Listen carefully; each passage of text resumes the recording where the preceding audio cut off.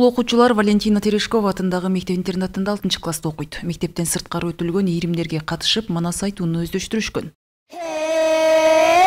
Атбай кыргыз элинде, окса дагы белинде, калдырып көтөз канат, желдей күлүп минген ат, кызыл кырга колунда, кармашкандын жолунда, кийгендери кандагай, кыймылдары шамдагай, чалган кисе байланган, жо жарагын шайланган, касышан калың жо болсо, кара барчын айланган, балдары батыр кыргыздын, өрүдө үйүн доңдошкон, көчөнө тойсун комдошкон, келеңге чачак кең сору, келиндин сонун кыргыздын, кызылдан кийген күрмөнө, кыркалай таккан түймөнө, жаш айыңдай буралган, тал чыбыктай сыналган, куласа чачын тарашкан, ак калпактуу кызылчок, алганына жарашкан, кызыл беттүү кымча бет, кыздар сонун кыргыздын, белдемчисин байланган, кыңкылдаган балдарга, кызыл мени берип, кыңырылып айланган, кемпир сонун кыргыздын, нартын сөзү шарайткан, акына кебин табайткан, батасы журту байыткан, барын билген тарыктан, телегеyi теп-тегиз, жери жазын кыргыздын, өзөгүн берген өздесе, ошол эли гана жакшы кыргыздын. Мында балдар ар күнү манас эпосу боюнча китептерди издени окуп, мугалими Фатима Коңгурбай кызы менен эпостогу окуяларды биргеликте талкуулап, манас айтуунун эрежесин үйрөнүшөт. Айдан ай өтүп, ай мезгили келиптир, ошо кезде манас жетиге жашы толуптур, мунун коюлган аты чоң жинди, мунун чын манас атын ким билди. Окуучулардын баары манас айтууда мугалими тарабынан айтылган кеп кеңештерди угуп, окуяны жеткиликтүү сүрөттөп берүүгө аракет кылышат. Белдей белестен, караны көрүнөт, айбаты бек сары көч, караны көрүнөт, бери чогудай Кытайга берип салган көрүнөт, бек балбаны күлчору, шамдагайы болжолсуз, шайдаңдаган нерчору, телегейи тең чору, аяламга бүт кылган, артта турган нерчору, көрсө көңүлү бөлүнүп, көк кардай көлүнүп, көңүрүп талдактап, соолгасын бастырып, башкача тулпар бурулду, маңдайынан бастырып, ашпай күлчору, зөлдөңдөгөн бурулду, тартооздон бурделе, калың Кытай Коңгурбай аңтан калып турделе, көрүп турган Кытайдын көңүлү кетти бөлүнүп, жебүүчүнүн бириби, жекеге келген иримби, жана жекеге чыгып барганда узунунан салуучу, балбан терип алуучу, кара саат түгөттөп, кимдер тирүү калуучу, кадимкинин бири деп, кармашка чыкса жеди деп, жамандын баарын койду деп, жакшынын баарын кыйратып, бул өрттөн күз сойду деп, бараны мыкты жолбостой, орган жанаман болбостой, каттабадан барабы, кармашкан терип калабы, сыягы бөлөк сары көч, катылганды кылат түз, өрттөнгөндүн өзү экен, өксүз кылып жекеге, жана келген кез экен, деп ошентип көп Кытай, шыбырашып сүйлөшүп, чордон коркуп Кытай жо, төбө жашы сүксөгөн, көчө жашы сүксөгөн, келип турду Кытай жо. Күндөн күн өтүп, күн мезгили келиптир, айдан ай өтүп, ай мезгили келиптир, ошол кезде манас жетиге жашы толуптур, мунун коюлган аты чоң жинди, мунун чын манас атын ким билдиң? Болбогон жапжаш баланын шер экенин ким билди? 5ке чыга келгенче беренин манас баскан жок, чакырган аты чоң жинди, мунун чын манас атын ким билдиң?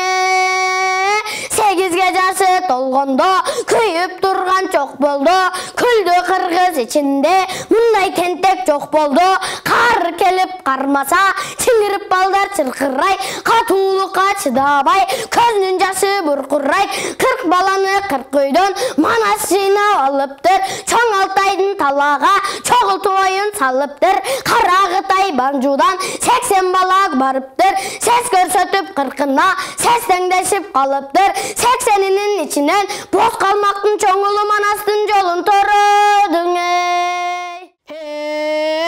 Анда көбөш күйлөндү, ачуусу келип түлөндү, кабар берди калкына, 40 жорону чакырып, кыргылчалы жанында, каны кейди ордогу, такырчаап талкалап, семетейди өлтүрүп, көрбөгөндү көрсөтүп, кордук кылып коем деп, кементайды кийгизип, кербойталды мингизип, аргыногой кыдыртып, элге малим кылам деп, башына бузук бакайдын, Hey, at koyulup toytarıp, жерine кеткенің, aradan 7 жыл өтіп, 8-ге манас еткенің, 8 жылдың баяғы, балада болса башында, bu yıl 8 yaşında, bendeden başkası yağı, erkeletti atası, erkelep жүрür atası, arkalabay ne kılsın, артында жалғыз botosu,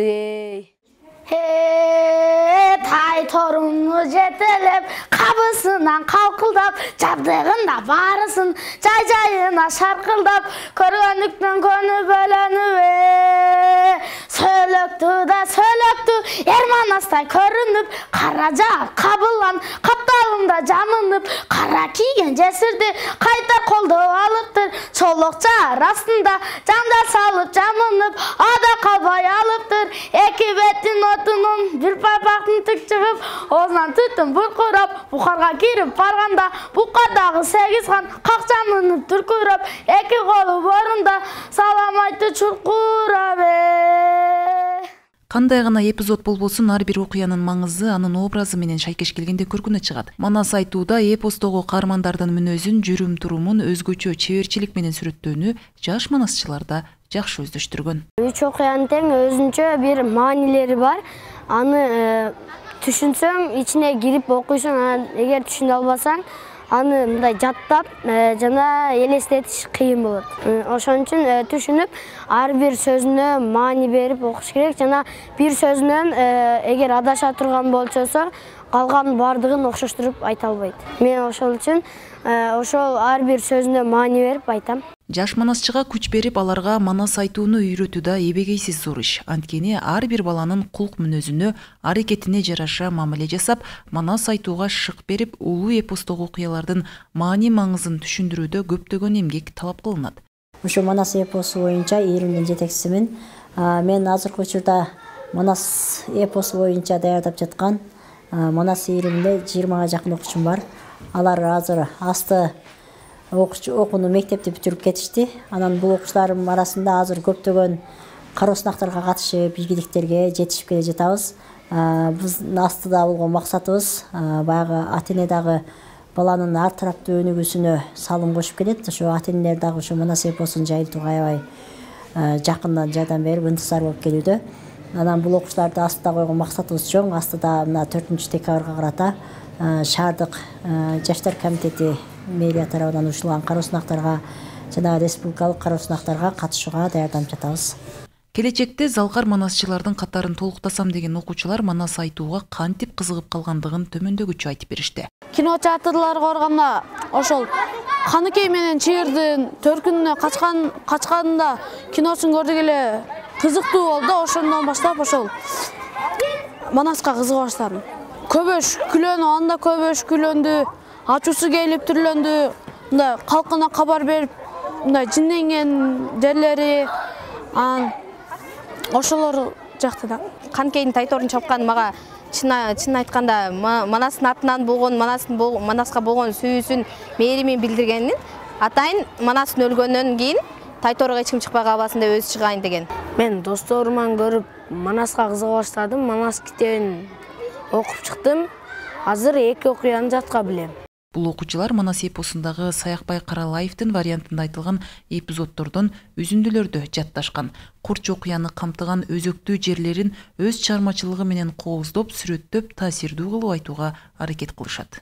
Kızıl kırgak kolunda, karmaşkandın yolunda, kiygенleri kanmagay, kıymılları şamlagay, çaldırkan kise baylangan, jojarrağın şaylangan, kasırsan kalın jo bolsa, kara barçın aylangan, balдар batır kırgızın, ördöğün oңдошкон, köçöne töysün kondoşkon, kelenler çaçbak keng soru, kelini sonun kırgızın, kızıldan kiygen kurmönü, kırkalay takkan tüymönü, jaş kayınday buralgan, Kalçыбıqday sınalgan, kulaşlar çaşın taraşkan, ak kalpaklı kızıl çok, alganına çaraşkan, kızıl beti kımça bel, kızlar sonu kırgızdır, belden tüsün baylangan, kım kıldagan ballarga, kım özmenen süt berip, kım ürülü baylangan.